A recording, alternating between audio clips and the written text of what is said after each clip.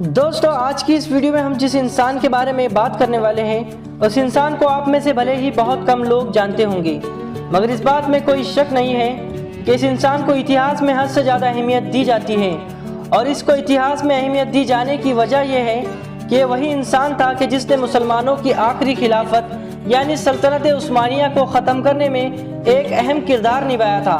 دوستو انٹرسٹنگ بات یہ ہے کہ سلطنت عثمانیہ کو تباہ و برباد کرنے والا یہ انسان ہماری اس دنیا میں 100 یا 150 سال پہلے نہیں بلکہ آج سے لگ بھگ 400 سال پہلے ہوا کرتا تھا، مگر آج سے 400 سال پہلے بھی اس انسان نے اپنی زندگی میں ایسے کارنامے کر ڈالے تھے جن کارناموں کی وجہ سے اس کی اس دنیا سے چلے جانے کے لگ بھگ 250 سال بعد سلطنت عثمانیہ پوری طرح سے ختم ہو گئی تھی۔ دوستو حیرانی کی بات تو یہ ہے کہ اس انسان کے بارے میں یہ بھی دعویٰ کیا جاتا ہے اس انسان کے وہ کارنامے جو اس نے آج سے لگ بھگ 350 سے 400 سال پہلے کیے تھے ان کا اثر آج بھی ہماری اس دنیا میں دیکھنے کو ملتا ہے، اور یہ انسان آج بھی کسی نہ کسی صورت میں دنیا کے کچھ خاص قسم کے طاقتور لوگوں کی جڑوں کو کھودنے کی کوشش کرتا ہے۔ دراصل دوستو اتہاس کا یہ انسان کوئی اور نہیں بلکہ وہی یہودی جادوگر تھا کہ جس کو سابوتائی زیوی کے نام سے جانا جاتا تھا۔ سابوتائی زیوی کی پیدائش سلطنت عثمانیہ میں ہی 1 اگست 1626 کو ہوئی تھی۔ اس کا باپ ایک کٹر یہودی آدمی ہونے کے ساتھ ساتھ ایک کامیاب بزنس مین اور امیر انسان ہوا کرتا تھا۔ سابوتائی زیوی نے اپنے یہودی دھرم کی بیسک تعلیم اپنے باپ سے حاصل کی تھی، مگر پھر بھی اس کے والد یعنی فادر نے یہودی دھرم سے ریلیٹڈ اور بھی ایجوکیشن دینے کے لیے سابوتائی زیوی کو شہر کے مشہور ربی کے پاس بھیج دیا تھا۔ مگر دوستو حیرانی کی بات یہ تھی کہ سابوتائی زیوی کا انٹرسٹ بالکل بھی یہودی دھارمک کتابوں میں نہیں ہوا کرتا تھا، بلکہ وہ اب قبالہ جادو میں حد سے زیادہ انٹرسٹ لینے لگا تھا اور قبالہ جادو کو ہی زیادہ سے زیادہ سیکھنے کی کوشش کر رہا تھا۔ آپ میں سے جو لوگ نہیں جانتے تو میں ان کو بتاتا چلوں کہ قبالہ جادو ایک ایسا جادو ہے کہ جس کو حد سے زیادہ خطرناک مانا جاتا ہے۔ قبالہ جادو کو اچھی طرح سے سیکھنے کے بعد اب سابوتائی زیوی نے اپنے یہودی کمیونٹی میں لوگوں کو اپنے جادو کے مدد سے کرتب دکھانا شروع کر دیے تھے۔ دھیرے دھیرے وہ اپنے جادو کے بلبوتے پر اپنی پوری قوم میں ایک طاقتور اور قابل انسان کے طور پر پہچانے جانے لگا۔ مگر دوستو جیسے کہ ہم سبھی جانتے ہیں کہ یہودی دھرم میں مسیحا سے ریلیٹڈ ایک مشہور کنسپٹ ہے جس کے مطابق یہودیوں کا یہ ماننا ہے کہ ان کا ایک مسیحا اس دنیا میں ضرور آئے گا جو ان کو دنیا میں سب سے طاقتور بنانے میں مدد کرے گا۔ تو دوستو 17ویں صدی کا ایک ایسا دور تھا کہ جب یہودی لوگ اپنے مسیحا کو لے کر حد سے زیادہ جذباتی ہو چکے تھے۔ زیادہ تر لوگوں کے بیچ یہ خبریں پھیل رہی تھی کہ ہمارا وہ مسیحا بہت ہی جلد آنے والا ہے جو مسیحا آ کر نہ صرف لوگوں کو غلامی سے آزاد کرائے گا بلکہ یروشلم کے علاقے پر ہماری سب سے طاقتور سلطنت کو قائم کرے گا۔ دوسری طرف سابوتائی زیوی نے اڑتی ہوئی بہت ساری خبروں کو بھرپور فائدہ اٹھانے کا فیصلہ کیا اور اس نے اچانک سے پورے یہودی کمیونٹی میں یہ اعلان کر دیا کہ میں ہی وہ مسیحا ہوں جس کا تم لوگ بڑی بے صبری سے انتظار پچھلے کئی سینکڑوں سالوں سے کر رہے ہیں۔ اتنا ہی نہیں کہ سابوتائی زیوی نے اپنے جادو کے بلبوتے پر یہودی لوگوں کو اپنے کرتب دکھانے بھی شروع کر دیے تھے، مگر ان تمام چیزوں کے باوجود بھی اس کو یہودی لوگوں کی طرف سے زیادہ اٹینشن نہ مل سکا، اور اس کی سب سے بڑی وجہ تھی سابوتائی زیوی کی کم عمری، کیونکہ اس وقت سابوتائی زیوی کی عمر صرف 22 سال کی تھی۔ یہودی کمیونٹی میں موجود سبھی سینئر یہودی ربی اس کے خلاف ہو گئے تھے، کیونکہ ظاہر ہے کہ ان کے مطابق ان کے مسیحا میں جو نشانیاں ہونی چاہیے تھی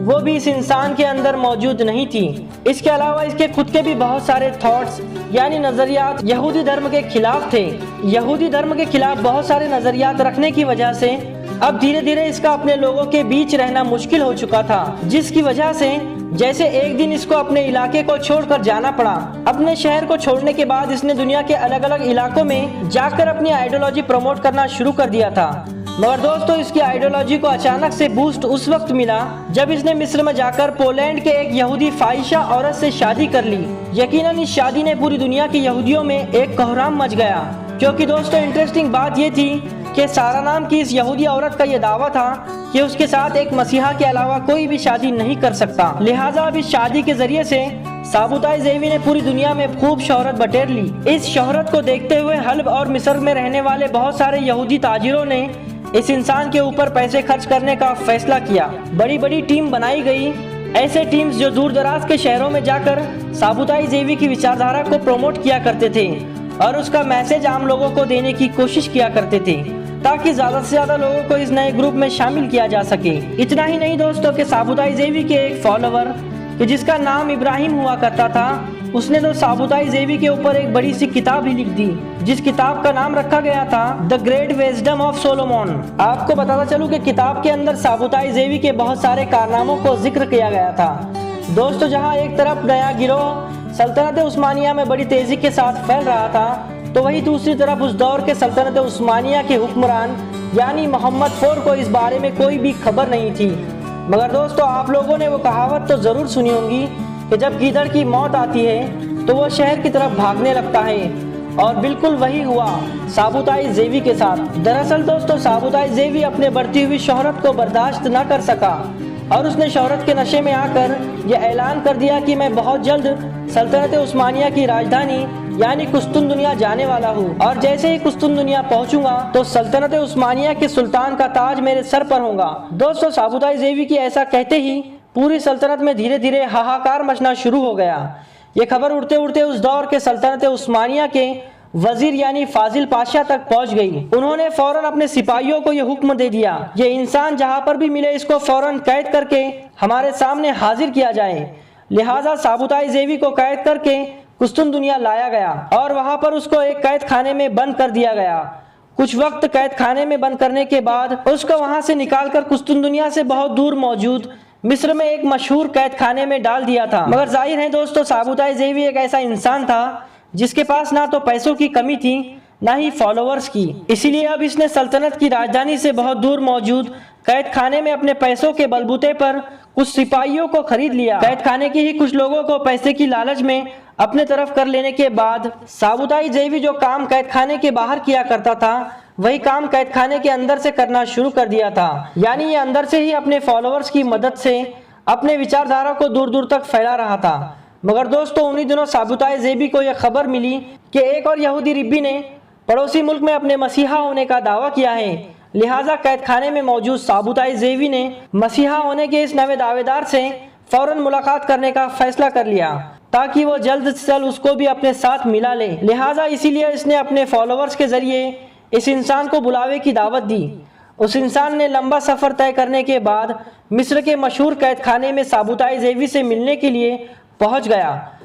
مگر دوستو، ان دونوں کی یہ ملاقات کامیاب نہ ہوئی، بلکہ ان کی یہ ملاقات تو نوک جھوک سب سے زیادہ کڑوی زبان سے ختم ہوئی۔ لہٰذا اسی لیے اب سابوتائی زیوی کے فالوورز نے یہ فیصلہ کیا کہ وہ اس انسان کو جس نے اپنے نئے مسیحا ہونے کا دعویٰ کیا ہے اسے ہمیشہ ہمیشہ کے لیے ختم کر دیں گے۔ مگر دوستو، سابوتائی زیوی کے فالوورز اس انسان کو ختم کر پاتے اس سے پہلے ہی وہ انسان قسطنطنیہ پہنچ گیا، اور اس نے سلطنت عثمانیہ کی راجدھانی پہنچ کر نہ صرف اپنے مسلمان ہونے کا اعلان کر دیا بلکہ سابوتائی زیوی کی کرتوتیں بھی جو وہ جیل کے اندر سے کر رہا تھا اس کے بارے میں سلطنت عثمانیہ کے سلطان کو باخبر کر دیا تھا۔ جیسے ہی سلطنت عثمانیہ کے سلطان کو اس بات کی خبر ہوئی، انہوں نے فوراً سابوتائی زیوی کے ساتھ ساتھ اس کے سارے فالوورز کو مصر کے قید خانے سے قسطنطنیہ میں بلایا، اور قسطنطنیہ میں بلا کر ان کے سامنے دو شرطیں رکھی۔ پہلی شرط یہ تھی کہ وہ سارے معجزات یعنی کرشمات پورے دربار کے سامنے دکھایا جائے کہ جن کے بارے میں سابوتائی زیوی کے فالوورز دعویٰ کرتے ہیں، اور دوسری شرط یہ تھی کہ تم سب مسلمان ہو جاؤ ورنہ تم کو سلاخوں کے اندر پرو دیا جائے گا۔ دراصل دوستو، سابوتائی زیوی پورے دربار کے سامنے اپنے ان کرشموں کو نہ دکھا سکا۔ جھوٹا ثابت ہونے کی وجہ سے اب اس نے اسلام دھرم کو قبول کرنے کا فیصلہ کیا تاکہ کسی طرح سے وہ اپنے جان کو بچا سکے۔ مگر دوستو، اس کے اسلام قبول کرنے کی وجہ سے اب یہودی اور مسلم دونوں ہی کمیونٹی میں اس کا بہت زیادہ مذاق بھی بنایا گیا۔ اس کے زیادہ تر فالوورز اس کو چھوڑ کر چلے گئے، مگر ابھی بھی کچھ ایسے بھی کٹر فالوورز موجود تھے کہ جنہوں نے اس کنڈیشن میں بھی اس کو نہ چھوڑنے کا فیصلہ کیا تھا، اور ان سارے فالوورز نے سابوتائی زیوی کے ساتھ ہی اسلام دھرم کو قبول کر لیا تھا۔ سابوتائی زیوی کے ساتھ اس دور میں اسلام قبول کرنے والے 300 خاندان تھے۔ ان تمام کے تمام لوگوں کو ڈمنا کے نام سے جانا جاتا ہے۔ اس کا مطلب ہوتا ہے کہ بدلے ہوئے یہودی۔ دوستو، سابوتائی زیوی کے مسلمان ہو جانے کے بعد اب سلطنت عثمانیہ کے سلطان نے اس سے خوش ہو کر نہ صرف اس کو ایک سرکاری نوکری دی تھی بلکہ اس کے لیے ایک بڑی تنخواہ بھی مقرر کر دی تھی۔ دوسری طرف سابوتائی زیوی بھی ظاہری طور پر ایک پکا مسلمان اور سچا مسلمان ہونے کا دعویٰ کیا کرتا تھا۔ ہر وقت یہ نہ صرف خدا کی عبادت کرتا رہتا کہ اس نے سلطنت عثمانیہ سے اسلام کی تبلیغ کرنے کے لیے دور دراز کے شہروں میں جانے کی پرمیشن بھی لے لی تھی، مگر حیرانی کی بات یہ تھی کہ سبوتائی زیوی اور اس کے فالوورز اندرونی طور پر ابھی بھی اپنے وچاروں پر پوری طرح سے قائم تھے، بلکہ ساتھ ہی ساتھ سبھی لوگ سلطنت عثمانیہ کے سلطان سے اسلام کے نام پر جو پرمیشن لے کر دور دراز کے علاقوں میں جایا کرتے تھے، ان علاقوں میں جا کر بھی یہ اسلام کے بجائے اپنے ہی وچاردھارا کو پروموٹ کیا کرتے تھے۔ دھیرے دھیرے ان لوگوں نے اپنے گروپ کو بڑی تیزی کے ساتھ بڑھانا شروع کر دیا تھا۔ جب تک سلطنت عثمانیہ کے سلطان کو ان لوگوں کے بارے میں پتہ چلا، اس سے پہلے وہ اپنا گروپ حد سے زیادہ بڑھا چکے تھے، مگر پھر بھی جیسے ہی سلطنت عثمانیہ کے سلطان کو اس کے بارے میں خبر ہوتے ہی انہوں نے فوراً سبوتائی زیوی کو ایک بار پھر سے اریسٹ کرا کر ایک بہت دور شہر میں نظر بند کرا دیا تھا، اور حد سے زیادہ دور موجود اسی گمنام شہر میں ہی قیدی بن کر سبوتائی زیوی نے نہ صرف اپنی پوری زندگی گزاری تھی بلکہ یہیں پر ہی اس کی موت ہو گئی تھی۔ دوستو، سبوتائی زیوی بھلے ہی ہمارے دنیا سے اسی دور میں چلا گیا تھا، مگر اپنے اس گروپ کو یعنی ڈومنا کو اتنا زیادہ طاقتور بنا کر گیا تھا کہ اس کے بعد یہ دھیرے دھیرے بہت زیادہ طاقتور ہوتا چلا گیا، اور پھر وقت وقت پر ہمیشہ یہ گروپ سلطنت عثمانیہ کے لیے سردرد بھی ثابت ہوتا رہا تھا، یہاں تک کہ 20ویں صدی میں سلطنت عثمانیہ کو ختم کرنے میں جس ایک آرگنائزیشن نے سب سے اہم کردار ادا کیا تھا، یعنی جس کو ہم لوگ ینگ ترک کے نام سے جانتے ہیں، وہ بھی ڈومنا نام کے اسی تنظیم کا ہی خفیہ کارنامہ مانا جاتا ہے۔ اتنا ہی نہیں دوستو، دعویٰ تو یہ بھی کیا جاتا ہے کہ آج بھی ترکی میں لگ بھگ 1 لاکھ کے قریب ڈونما لوگ رہتے ہیں۔ یہی وجہ ہے کہ وقت وقت پر ترکی کے بہت سارے لیڈرز کے بارے میں بھی یہ دعویٰ کیا جا رہا ہے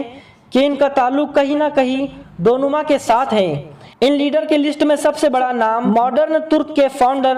یعنی مصطفیٰ کمال اتاتürk کا ہے۔